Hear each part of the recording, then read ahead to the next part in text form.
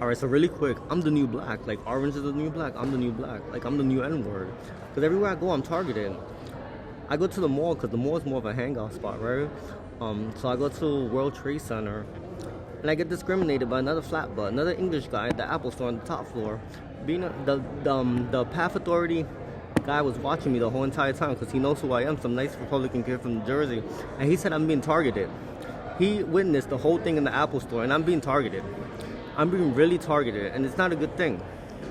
I'm really being targeted. I remember I miss going to the mall at Short Hills and taking my laptop and watch people hours ago with my friends and or with my exes and go to the mall and look at the new items and spend hours like going to Best Buy, going to Toys R Us. So I put some expensive cologne on and my eyes are crazy.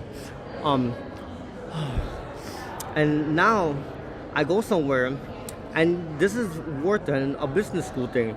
Everybody shops online. If you go there, you can spend 3 hours. You're gonna go shop you go on back home and you order online without privacy of your own credit card number, so it won't be stolen. You guys don't understand anything anymore. You guys are not good salespeople.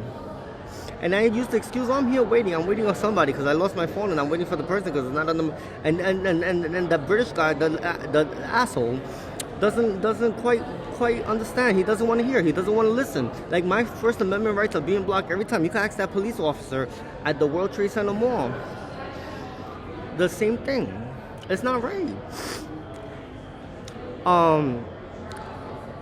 These stores are I'm like in Jersey. You can go the whole day. And you don't. Some days you come and you shop, and some days you don't shop. Like,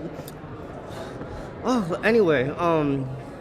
Otherwise than that, that's my complaint. Cause like I miss going to the mall in Short Hills and just hanging out. Like I don't even stop at that. When I go to the mall in Short Hills, I do not stop at Macy's.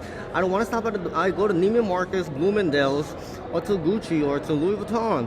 Like I don't stop at Macy's or Foot Locker or the Apple store unless I need to bring in my laptop or anything. Like like you guys are so frustrating.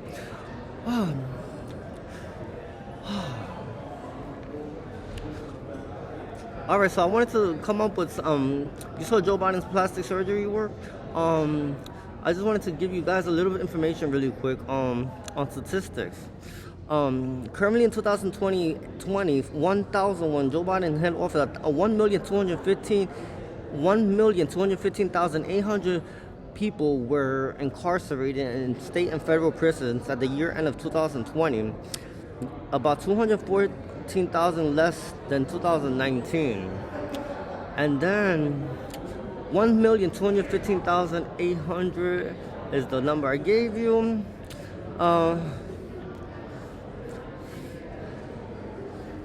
In the state of California alone, 101,000 prisoners are in prison. In Texas is 133 million. So let's say in it's 51 states, we have over 50 million prisoners in prison right now.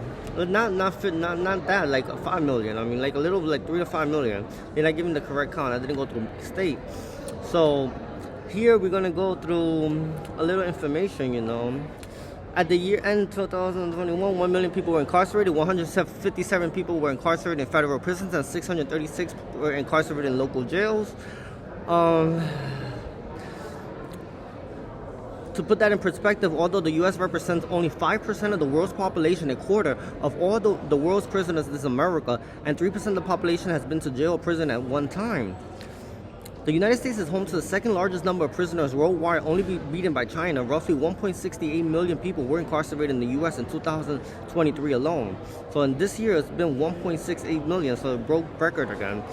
How many inmates are killed? The database of prison deaths is available from and accessible to researchers, advocates, and reporters. The UCLA Law Behind Bars Data Project documented 6,182 deaths in 2020 compared to 4,240 deaths in 2019, despite a 10% drop in the U.S. prison population year to year. And then we have nearly 80 million Americans, are about 1/3 of the total U.S. adult population, are living with some kind of criminal record. For more than 19 million Americans, that conviction has led to a felony on their permanent record, which is not fair to everybody. Everybody deserves a second opportunity in this country. And then the last one we have is, according to the Comptroller's FY 2000 Department of Correction analysis, The full annual cost of incarceration grew to $556,539 per person. The Department of Corrections budget has declined for the last 3 years, contracting 10% from $1.39 billion in the year 2018 to $1.25 million in 2021. Is $80.7 billion in our budget spent every year on prisons. And then the other number I want to give you, which is a very crazy number, and Governor Newsom proposed 2019-2020 state budget included $12.7 billion only in the state of California for state corrections. The largest share of this proposed spending, 55.5% or $7.1 billion of the budget, goes to state prison operations in California. You see, this is why our American people are not getting help. What are the hidden costs of incarceration? Many families said they shell out hundreds of dollars each month to feed, clothes, and stay connected to someone behind bars, paying for healthcare, personal hygiene, items, and phone calls, and other forms of communication. So what is the government paying for so much money? The federal government, I have another number here, pays $44,510, $45,771 per prisoner for the year. For each prisoner, for each 1-point-something million prisoners in the United States of America, we pay $45,000 a year. When we can have those prisoners train at 2-year community colleges and work and earn those $45,000 instead of the federal government giving it to the correction system to feed each one of them. $45,000 a year we spend on each prisoner. And these eyesore buildings, which are the ugliest eyesore, you just go past the state prison or Rawway or any upstate prison, is the biggest eyesore, creepy, haunted eyesore thing in the world. We need to let go of a lot of, at least 50 to 70% of our prison population, and keep the ones that are only a danger to society. What the judicial system was created in this country was to only keep the people incarcerated that are a danger or create terrorist attacks to the American people. And the only two people that create terrorist attacks to the American people and endanger American people every day are still on the loose. But these prisoners are in jail. Because Joe Biden doesn't care about prisoners. He cares about his two little Looney Tunes, Brian Johnson and Anthony Francis Vitale.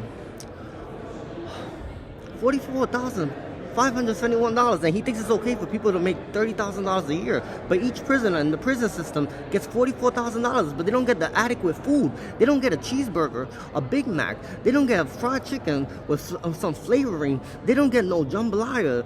They don't get no lobster tails. They don't get no filet mignon or New York strip steaks. They don't get their own private shower with their own body wash and their own Colgate toothpaste and Crest toothpaste and Herbal Essence shampoo and a Vino body wash. Well, we spent $44,000 on them. I don't even spend $44,000 a year in products for myself. All right, thank you. Take care. Joe Biden, it's time for you to resign. America has resigned for you already. I don't know why you're still there. We told you to resign. You don't resign. The most beautiful man in the world, the most ugliest fuck in the world. Take care.